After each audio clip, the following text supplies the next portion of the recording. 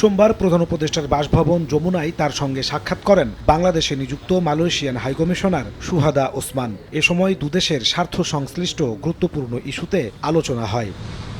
এ সময় প্রধান উপদেষ্টা ডক্টর মোহাম্মদ ইউনূস মালয়েশিয়ায় প্রবেশের জন্য বাংলাদেশি কর্মীদের মাল্টিপল ভিসা চালুর অনুরোধ জানান। এ সময় তিনি গত বছর মালয়েশিয়ায় যেতে না পারা 18,000 বাংলাদেশি কর্মীর জন্য সে দেশে প্রবেশের সুযোগ সৃষ্টির আহ্বান জানান। ডক্টর ইউনূস মালয়েশিয়ার বিভিন্ন কারখানা বাংলাদেশে স্থাপনের আহ্বান জানিয়ে বলেন, এতে বাংলাদেশের যুব শক্তির সুফল পাবে মালয়েশিয়া। এ সময় চলতি বছরের শুরুতে আসিয়ানের সভাপতি হিসেবে দায়িত্ব নেয়ায় মালয়েশিয়াকে স্বাগত জানিয়ে তিনি বলেন, বাংলাদেশ আসিয়ানের সেক্টরাল ডায়ালগ পার্টনার হতে আগ্রহী, এই জন্য তাদের সহায়তা কামনা করেন তিনি।